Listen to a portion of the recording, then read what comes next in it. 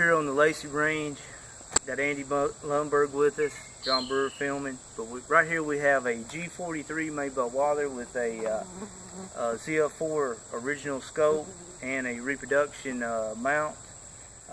In front of us we have the MC-1, which is the M1C with the Marine Corps scope on it, made by Springfield Armory. No, the scope. Oh, the scope, Stith Cole Morgan. Yeah, Stith Cole Morgan. What we done was a little comparison between the two guns today, shooting at 100 yards and shooting some steel a little further out. But basically, you got two fine shooting guns. On the 10-round group, the G43 won that part of the match.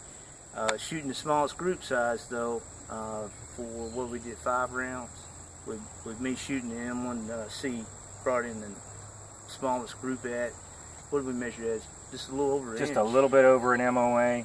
Yeah. Fine shooting gun. Andy, you got anything you want to say on them? Or? I think what makes the M1C special is when you change it to the Marine Corps configuration with that Griffin Howe mount and that Stith Cole Morgan scope, which then brings it up to a 4-powered sniper weapon versus the 2.5 with the M81, M82, or M84 scopes. Gives you just a little bit more accuracy, just because you can see a little bit closer those further distances, and probably give you just a little bit better accuracy in those longer ranges. I definitely say the M1C scope is field of view is definitely much larger than with the ZF4. The ZF4 though, I just got that in this week. It's a nice scope. The point on this particular model, this is a DDX model, is fairly straightforward. A lot of the German post sort of blunted on top, but it's done real well today. That's a reproduction mount from Gun Parts. A lot of people complained about them. Had to do just a little bit of smithing to get it to slide on the mount.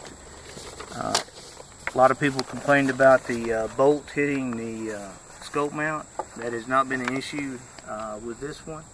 I also want to let everybody know this gun's all matching. Bought it over in Clarksville, Tennessee. It is a reproduction cleaning rod right there, but everything else was in sling is reproduction.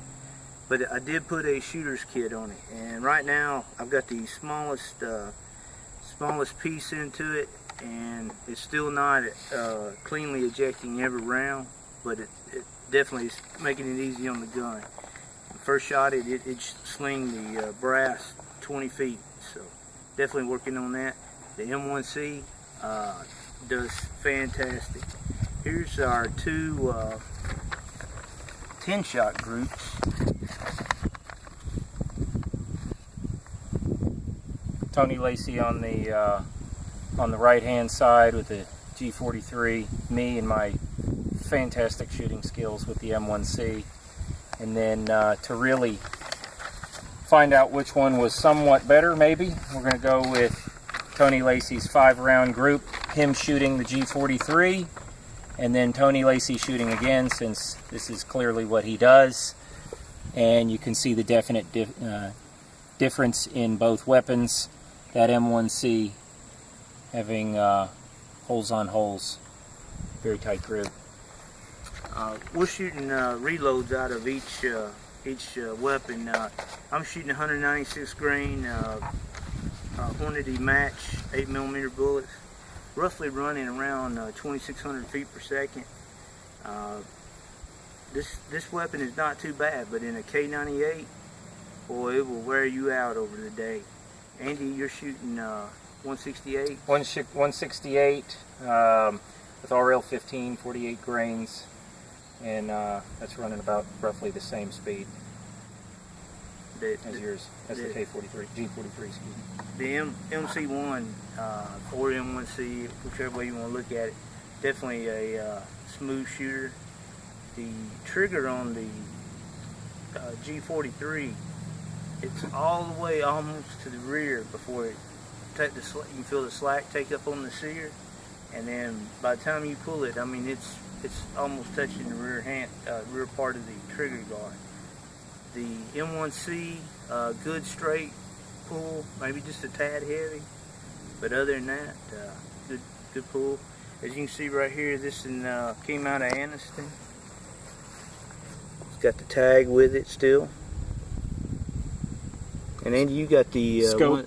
Scope is a real deal Marine Corps scope, along with the Griffin and Howe. In fact, I took that scope and mounting system off of my Quantico MC-1 or MC-52 rifle, as I did not want to shoot the rifle.